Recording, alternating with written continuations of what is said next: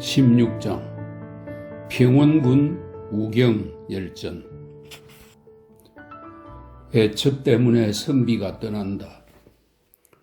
평원군 조성은 조나라의 여러 공자 가운데 한 사람이다. 공자들 중에서 조성이 가장 어질고 빈객을 좋아하여 그 밑으로 모여든 빈객이 대략 수천 명에 달했다. 평원군은 조나라 해문왕과 효성왕의 재상으로 있었는데 세 차례 재상 자리를 떠났다가 세 차례 다시 재상 자리에 올랐다. 그는 동무성에 봉해졌다. 평원군의 집 누각에서는 민가가 내려다 보였다.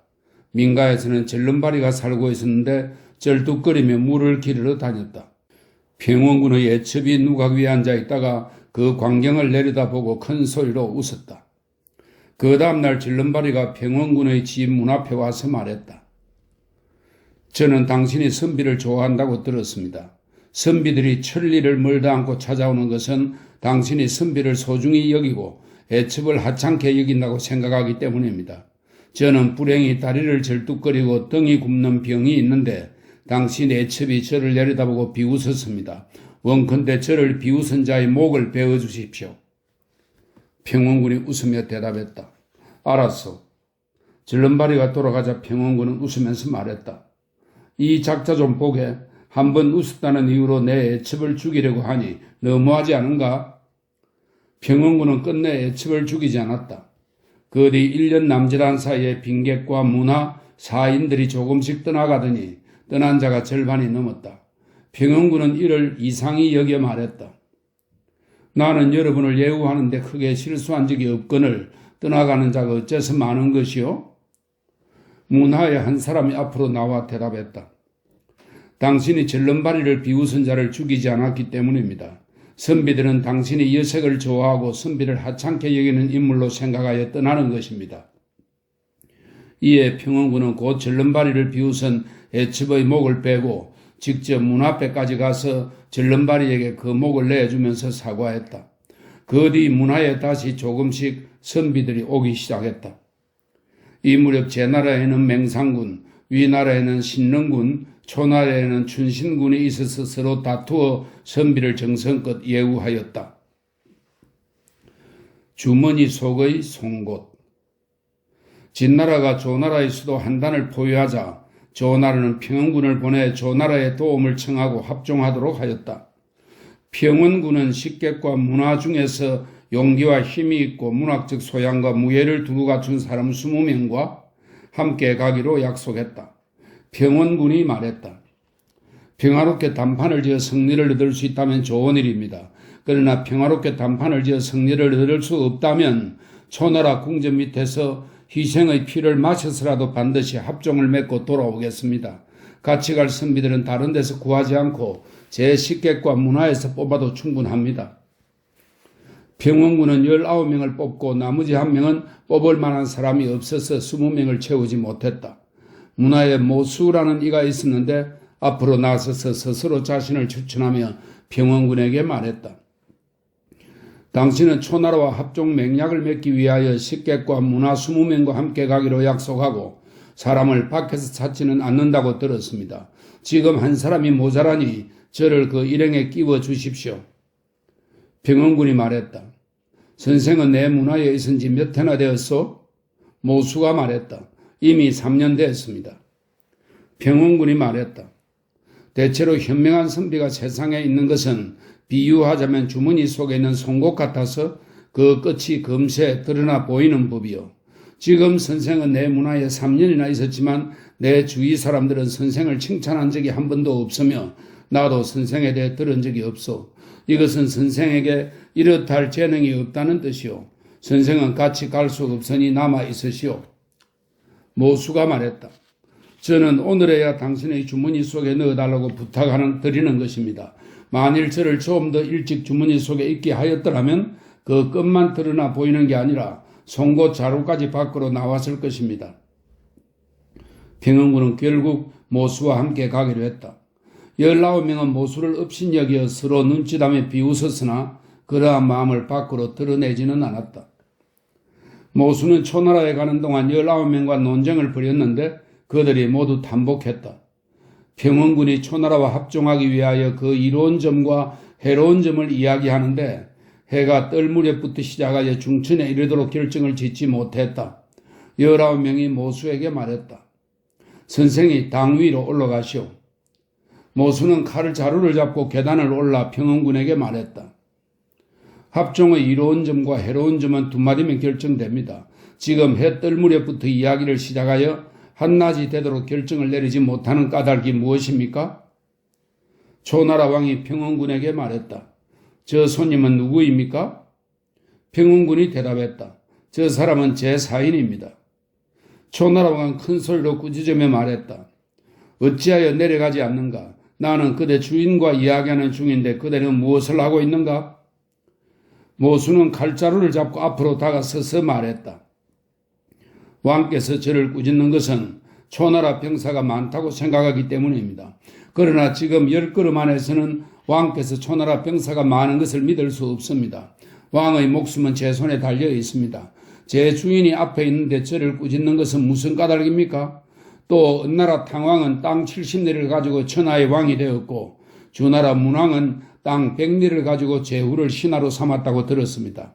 이것이 어찌 병사가 많았기 때문이겠습니까? 정령 세력에 의지하여 그 위험을 떨쳤기 때문입니다. 지금 초나라 땅은 사방 5,000리이고 창을 가진 병사가 100만이나 됩니다.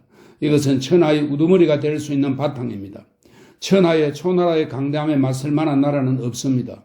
그런데 진나라 장군 백기처럼 형편없는 자가 병사 수만 명을 이끌고 군대를 일으켜 초나라와 한 번 싸워 은과 영을 빼앗고 두 번 싸워서 이릉은 초나라 선왕의 능묘입니다.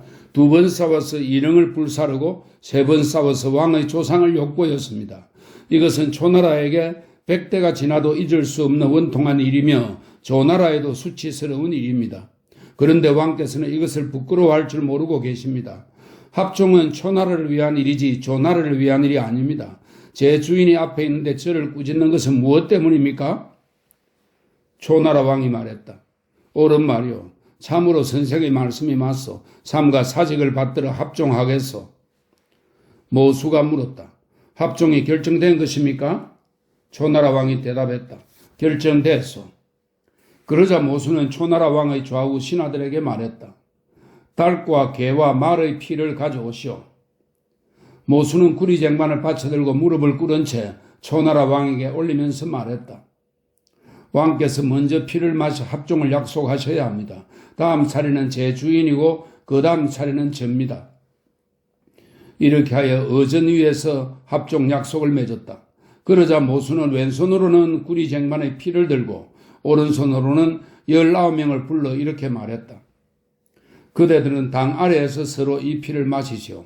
그대는 범속하고 무능하며 남의 힘으로 일을 이루는 자들에 불과합니다. 평원군은 합종을 결정짓고 조나라로 돌아와 말했다. 나는 다시는 감히 선비를 고르지 않겠다.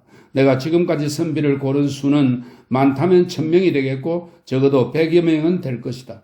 나는 스스로 천하의 선비를 잃은 적이 없다고 생각해왔다. 그런데 이번 모 선생의 경우에는 실수하였다. 모 선생은 한 번 초나라에 가서 조나라를 구정이나 대려보다도 무겁게 만들었다. 모 선생의 세치현은 군사 100만 명보다도 강했다. 나는 다시는 감히 선비를 고르지 않겠다. 그러고는 마침내 모수를 상객으로 삼았다. 나라가 망하면 포로가 될 수밖에 없다. 평원군이 얼마 뒤에 조나라로 돌아오자 초나라는 춘신군에게 병사를 이끌고 가서 조나라를 도와주도록 했다. 위나라의 신릉군도 위나라 장수 진비의 군대를 속여 빼앗아 조나라를 도우러 갔다. 그러나 구원군이 다 이르기 전에 진나라가 재빨리 한단을 에워싸 한단은 항복을 눈앞에 둔 위급한 상황이었다. 평원군의 걱정은 이만저만이 아니었다. 한단의 전사는 고대 나그네들이 머물던 관청 소유의 여관입니다. 한단의 전사를 관리하는 자의 아들 이동이 평원군에게 말했다. 당신은 조나라가 망할까봐 걱정하고 있지 않습니까? 평원군이 대답했다. 조나라가 망하면 나는 포로가 될 텐데 어찌 걱정이 안 되겠소? 이동이 말했다. 한단의 백성은 땔감이 없어서 죽은 사람의 뼈를 떼고 먹을 것이 없어서 서로 자식을 바꾸어 먹고 있으니 위급하다고 할 수 있습니다. 그런데 당신의 후궁은 100여 명을 헤아리고 노비들까지 무늬 있는 비단옷을 입으며 쌀밥과 고기가 남아돕니다. 백성은 가을 배옷조차 제대로 입지 못하고 쌀기나 술지개미조차 배불리 먹지 못합니다. 백성은 가난한 데다가 무기까지 바닥나서 나무를 깎아 창과 화살을 만듭니다. 그런데 당신의 기물과 종, 경 같은 악기는 그대로입니다. 진나라가 조나라를 무너뜨린다면 당신이 어떻게 이런 것들을 가질 수 있겠습니까? 조나라가 안전할 수만 있다면 어찌 당신이 이런 것이 없음을 걱정할 필요가 있겠습니까? 지금 당신이 부인과 아래 사람들을 사졸 사이에 편성해 일을 나누어 하게 하고 집안에 가진 것을 다 풀어 사졸들을 먹이면 위태롭고 고통스러운 시기에 맞닥뜨린 사졸들은 쉽게 고마움을 느낄 것입니다. 평원군은 이동의 말에 따라 죽음을 각오한 용맹스러운 병사 3,000명을 얻었다. 이동이 드디어 3,000명과 함께 진나라 군대를 향해 내달리니 진나라 군대는 30리를 물러났다. 때마침 초나라와 위나라의 구운병이 도착하여 진나라 군대는 물러가고 한단은 다시 보존되었다. 이동은 싸우다 죽었으므로 그 아버지를 이후로 봉했다. 우경은 신능군이 구운병을 이끌고 와 한단을 지킬 수 있었던 것은 평원군의 공이라며 평원군에게 시급을 더 봉해달라고 청하려고 했다. 공손용은 이 소문을 듣고 밤중에 수레를 몰고 와서 평원군을 만나 말했다. 제가 듣기로 우경은 신능군이 한단을 보존할 수 있도록 한 공을 가지고 당신을 위해 시급을 청하려고 한다는데 그런 일이 있습니까? 평원군이 말했다. 그렇소. 공손용이 말했다. 그것은 대단히 옳지 않은 일입니다. 왕이 당신을 조나라 재상으로 삼은 것은 당신만한 지혜와 재능을 가진 이가 조나라에 없어서가 아닙니다. 동무승을 떼어내어 그곳에 당신을 봉한 것도 당신만 공이 있고 다른 사람들은 공이 없기 때문이 아닙니다. 당신이 조나라 왕의 친척이기 때문입니다. 당신이 재상의 인수를 받으면서 능력이 없다며 사양하지 않고 땅을 봉해받고도 공이 없다며 사양하지 않은 것도 당신 스스로 친척이라고 생각했기 때문입니다. 그런데 지금 신능군의 힘을 빌려 한단을 보존했다 하여 봉급을 청하는 것은 전에는 친척으로서 성을 받고 이번에는 조나라 사람으로서 공로를 헤아리는 것입니다. 그러므로 이것은 심히 옳지 않습니다. 그리고 우경은 양다리를 걸치고 있는데 일이 이루어지면 uk군을 지고서 보상을 요구할 테고 이를 이루지 못하면 봉급을 받도록 청했다는 헛된 이름으로 당신에게 생색낼 것입니다. 당신은 우경의 말을 절대로 듣지 마십시오. 평원군은 결국 우경의 말을 듣지 않았다. 평원군은 조나라 효성왕 15년에 죽었다. 자손이 대를 이었으나 뒤에 결국 조나라와 함께 멸망했다. 평원군은 공손용을 극진히 대우했다. 공손용은 경백지변에 뛰어났다. 그러나 추연히 조나라를 지나다가 지극한 도가 어떤 것인가를 말하고 난 다음부터 평원군은 공손용을 멀리했다. 강한 자는 공격을 잘하고 약한 자는 지키지 못한다. 우경은 유시하는 선비이다. 그는 집신을 신고 어깨까지 걸치는 챙이 긴 삿갓을 쓰고 와서 조나라 효성왕에게 유세했다. 효성왕은 그를 처음 만나보고 황금 백일과 흰 옥 한 쌍을 내리고 두 번째 만나서는 조나라 상경으로 삼았다. 그래서 우경이라 불렀다. 진나라와 조나라는 장평에서 힘을 겨루었는데 조나라는 싸움에 이기지 못하고 도위 한 명을 잃고 말았다. 조나라 왕은 장군 누창과 우경을 불러서 말했다. 우리 군대는 싸워서 이기지 못하고 도위마저 잃었소. 과인이 가벼운 차림의 날랜 군대를 데리고 진나라 진영으로 쳐들어가려고 하는데 어떻게 생각하시오? 누창이 대답했다. 이롭지 않습니다. 비중 있는 사신을 보내 화친하는 것만 못합니다. 우경이 말했다. 누창이 화친하자는 것은 그렇게 하지 않으면 우리 군대가 반드시 지리라고 생각하기 때문입니다. 그러나 화친하느냐 안 하느냐 하는 것은 진나라에 달려 있습니다. 왕께서는 진나라를 볼 때 조나라 군대를 깨뜨려야 한다고 보십니까? 그렇지 않다고 보십니까? 왕이 말했다. 진나라는 힘을 다해 반드시 조나라 군사를 깨뜨리려 할 것이요. 그러자 우경이 말했다. 왕께서는 신의 의견을 들으시고 사신을 통해 초나라와 위나라의 귀중한 보물을 보내 우리 편으로 끌어들이십시오. 초나라와 위나라는 왕의 귀중한 보물을 얻기 위해서 반드시 우리 사신을 받아들일 것입니다. 조나라 사자가 초나라와 위나라로 들어가면 진나라는 반드시 천하의 제후들이 합종하려는 줄로 의심하고 틀림없이 두려워할 것입니다. 이렇게 되면 진나라와 화친할 수 있을 것입니다. 그러나 조나라 왕은 우경의 말을 받아들이지 않았다. 그는 평양군과 상의하여 화친하기로 하고 정주를 진나라의 사자로 들여다보냈다. 조나라 왕은 우경을 불러 말했다.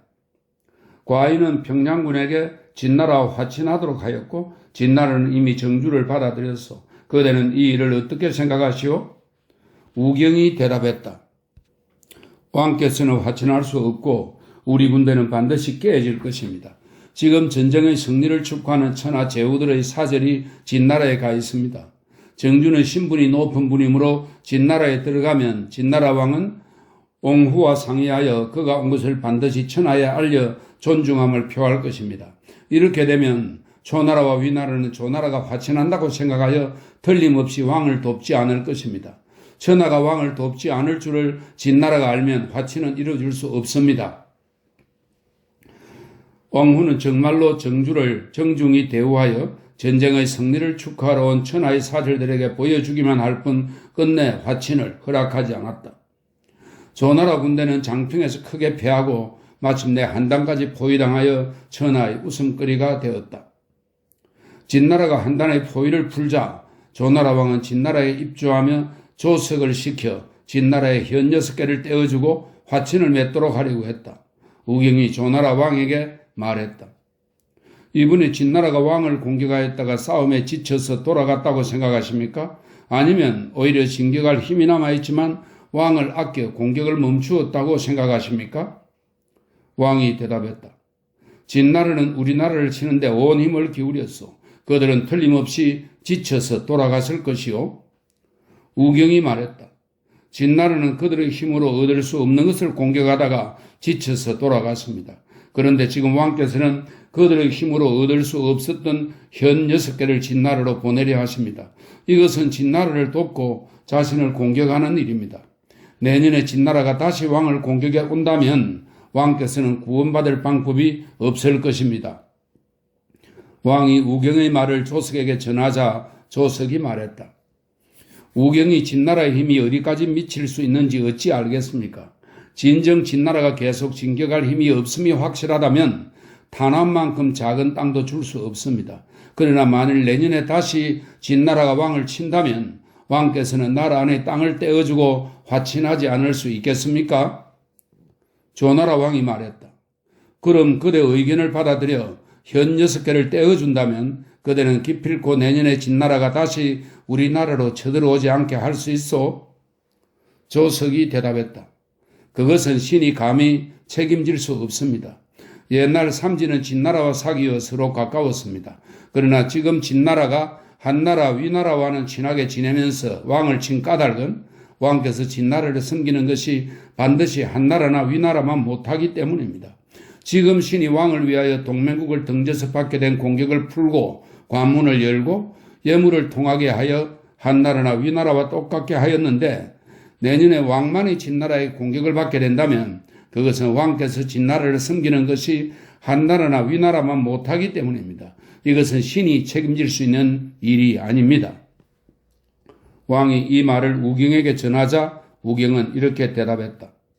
조석의 말은 화친하지 않으면 내년에 진나라가 다시 왕을 칠 테고 그렇게 되면 왕은 다시 나라 안에 땅을 떼어주고 화친하지 않을 수 없다라는 것입니다. 지금 화친한다 해도 조석은 진나라가 또다시 쳐들어오지 않으리라 반드시 장담할 수 없다고 보았습니다. 그렇다면 지금 진나라의 현 6개를 떼어준다 해도 무슨 이익이 있습니까? 내년에 진나라가 다시 쳐들어오면 또 진나라의 힘으로 얻을 수 없는 땅을 떼어주고 화친하게 될 것입니다. 이것은 스스로 멸망하는 길입니다. 그러므로 화친하지 않는 편이 낫습니다. 진나라가 제 아무리 공격을 잘한다 해도 6현을 빼앗아갈 수는 없을 테고 조나라가 잘 지킬 수 없을지라도 끝내 현 6개를 다 잃지는 않을 것입니다. 진나라는 싸움에 지쳐서 돌아갔으니 병사들은 반드시 피곤할 것입니다. 그러므로 현 6개로 천하 제후들의 마음을 모아 지쳐있는 진나라를 치면 천하 제후에게 현 6개를 주고 진나라에서 그 대가를 받게 되니 우리나라는 오히려 유리합니다. 가만히 앉아 땅을 떼어주어서 자신을 약하게 하고 진나라를 강하게 만드는 것과 비교하면 어느 편이 더 낫습니까? 지금 조석은 진나라가 한나라 위나라와 친하게 지내며 조나라를 공격하는 것은 반드시 왕께서 진나라를 섬기는 것이 한나라와 위나라만 못하기 때문이다라고 하였는데 이는 왕에게 해마다 현 6개를 떼어주어 진나라를 섬기게 만들 것입니다. 그러면 앉아서 조나라 성을 다 잃게 됩니다. 내년에 진나라가 또 땅을 떼어달라고 요구하면 왕께서는 주시겠습니까? 주시지 않는다면 지금까지 땅을 떼어준 효과는 없어지고 진나라가 쳐들어오는 화만 부르게 될 것입니다. 만일 땅을 준다고 해도 결국에는 줄 땅이 없어질 것입니다. 옛말에 강한 자는 공격을 잘하고 약한 자는 제대로 지키지 못한다라고 했습니다. 지금 앉아서 진나라의 요구를 들어주면 진나라 군사는 애쓰지 않고 땅을 얻게 될 것입니다. 이는 진나라를 강하게 하고 조나라를 약하게 만듭니다. 더욱더 강해지는 진나라가 더욱더 약해지는 조나라 땅을 떼어받는 일이니 진나라의 요구는 그치지 않을 것입니다. 또 왕의 땅은 끝이 있지만 진나라의 요구는 이 때문에 끝이 없을 것입니다. 한정된 땅을 가지고 끝없는 요구에 응하면 그 기세로는 조나라의 멸망뿐입니다. 조나라 왕이 어쩌면 좋을지 계책을 정하지 못하고 있는데 누한이 진나라에서 돌아왔다. 조나라 왕은 누한과 이 일을 상의했다. 진나라의 땅을 주는 게 낫소, 주지 않는 게 낫소? 누한이 사양하여 말했다. 이것은 신이 알 수 있는 일이 아닙니다. 왕이 말했다. 그래도 그대 생각을 말해보시오. 누한은 다음과 같이 대답했다. 왕께서도 저 공보문백의 어머니 이야기를 들으셨습니까? 공보문백이 노나라에서 벼슬을 하다가 병들어 죽자 그 죽음을 슬퍼하여 규방에서 스스로 목숨을 끊은 여자가 둘이 있었습니다. 문백의 어머니는 그 소식을 듣고도 소리내어 울지 않았습니다. 문백의 유모가 아들이 죽었는데 소리내어 울지 않는 사람이 어디 있습니까? 라고 하니 어머니는 공자는 어진 사람인데 노나라에서 쫓겨났을 때 내 아들은 쫓아가지 않았어. 그런데 지금 아들이 죽으니 그를 위하여 스스로 목숨을 끊은 여자가 둘이나 있어. 이와 같이 된 것은 그는 반드시 덕 있는 사람에게는 정을 주지 않고 부인들에게는 다 정했기 때문이요. 그래서 소리내어 울지 않는다오라고 했습니다. 이 말이 어머니의 입에서 나오면 어진 어머니라고 하겠지만 아내의 입에서 나오면 반드시 질투심이 많은 여자라는 말을 듣게 될 것입니다. 그러므로 그 말은 같지만 말하는 사람에 따라 듣는 사람의 마음도 바뀝니다.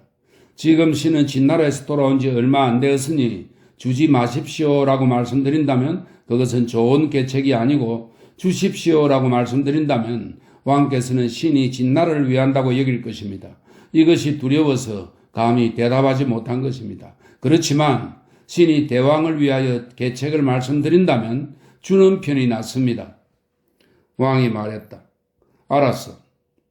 우경은 이 말을 듣고 궁궐로 들어가 왕을 만나 말했다. 누한의 말은 끝만 번들이를 할 뿐입니다. 왕께서는 부디 진나라에 땅을 주지 마십시오. 누한이 이 말을 듣고 가서 왕을 만났다. 왕이 또 우경이 한 말을 누한에게 전하자 누한이 대답했다.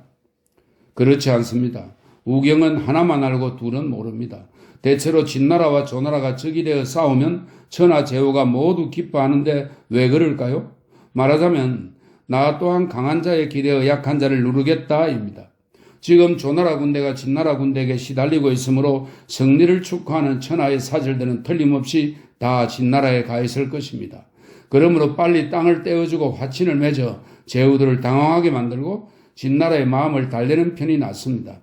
그렇지 않으면 천하 제후들은 진나라의 노여움을 이용하여 조나라가 지친 틈을 타 참외를 쪼개듯 조나라를 나누어 먹으려 들 것입니다.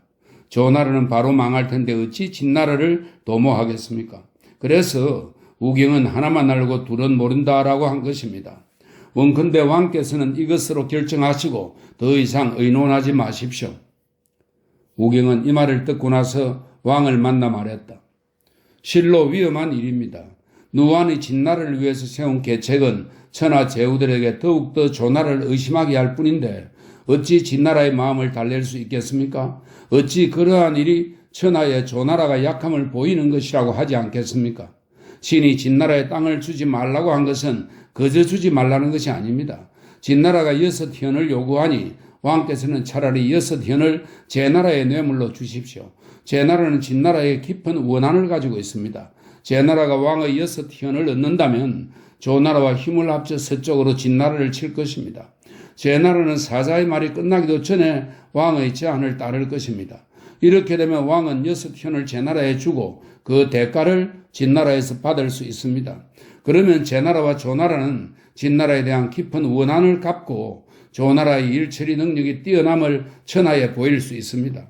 왕께서 이러한 방침을 선언하면 제나라와 조나라의 군사가 진나라의 국경을 넘보기 전에 진나라의 많은 뇌물이 조나라에 이르고 도리어 진나라에서 왕께 화친을 요청해 올 것입니다. 진나라가 화친을 요청해 오면 한나라와 위나라는 이 소식을 들고 반드시 왕을 중히 여길 것입니다. 왕을 중히 여기면 틀림없이 귀중한 보물을 가지고 앞을 다투어 왕께 찾아올 것입니다. 그렇게 되면 왕께서는 한 번에 제, 한, 위, 세 나라와 화친을 맺게 되니 진나라와 자리를 바꾸게 됩니다. 조나라 왕이 말했다. 좋소. 조나라 왕은 우경을 동쪽으로 보내 제나라 왕을 만나 함께 진나라를 칠 일을 꾀하게 했다. 우경이 제나라에서 돌아오기도 전에 진나라 사자가 이미 조나라에 왔다. 누하는 이 소식을 듣고 도망치고 말았다. 조나라는 우경에게 성 한 개를 주어 봉했다.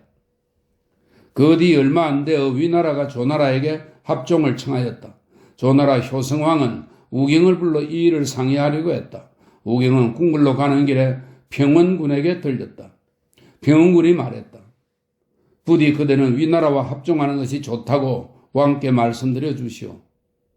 우경은 궁궐로 들어가 왕을 만났다. 왕이 말했다. 위나라가 합종을 청해왔소.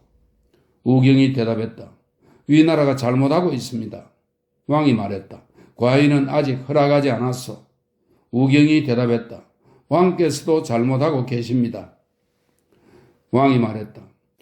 위나라가 합종을 요청했다 하니 그대는 위나라가 잘못이라 하고 과인이 아직 이를 허락하지 않았다는데 또 과인이 잘못이라고 하니 그럼 결국 합종하면 안 된다는 말이요? 우경이 대답했다. 신이 듣기로 작은 나라와 큰 나라가 함께 일을 하면 이로운 것이 있을 때에는 큰 나라가 그 복을 받고 일이 잘못되면 작은 나라가 그 화를 입게 된다고 합니다. 지금 위나라는 작은 나라인데 스스로 화를 부르고 있고 왕은 큰 나라인데 복을 사양하고 있습니다. 그래서 신은 왕께서도 잘못하고 위나라도 잘못하고 있다고 말한 것입니다. 가만히 생각해보면 합종하는 편이 낫습니다. 왕이 말했다. 알겠소. 왕은 곧 위나라와 합종했다. 그 뒤 우경은 위나라 재상 위제와의 관계 때문에 만호후 지위와 경상의 인수를 내던지고 위제와 함께 사람의 눈을 피하여 조나라로 떠나 대량으로 가서 고달프게 살았다. 위제가 죽은 뒤에 우경은 이루지 못한 뜻을 책으로 엮었다. 이 책은 위로는 춘추에서 따오고 아래로는 근세를 살핀 것으로 절이, 칭호, 최마, 정모 등 모두 8편이다. 여기에서 그는 나라가 얻는 것과 잃는 것을 비판했다. 세상에서 이것을 우시춘추라고 한다. 태사공은 말한다. 평원군은 새가 하늘 높이 날듯이 혼탁한 세상에서 벗어난 훌륭한 공자였으나 나라를 다스리는 큰 이치를 알지는 못했다. 속담에 이익에 사로잡히면 지혜가 흐려진다라고 하였다. 평원군은 풍정의 그릇된 말에 빠져 조나라 장평의 40여만 병사를 산채로 매장되게 하고 한단을 거의 멸망시킬 뻔했다. 우경이 사태를 헤아리고 상황을 추측하여 조나라를 위해 꾀한 계책들은 얼마나 주도면밀했던가. 그러나 위제의 불행을 참아볼 수 없어 결국 대량에서 고통을 받았다. 평범한 사람도 그것이 옳지 않음을 아는데 하물며 어진 우경이 몰랐으랴. 그러나 우경에게 고통과 근심이 없었다면 또한 책을 지어 후세에 자신을 드러낼 수 없었을 것이다.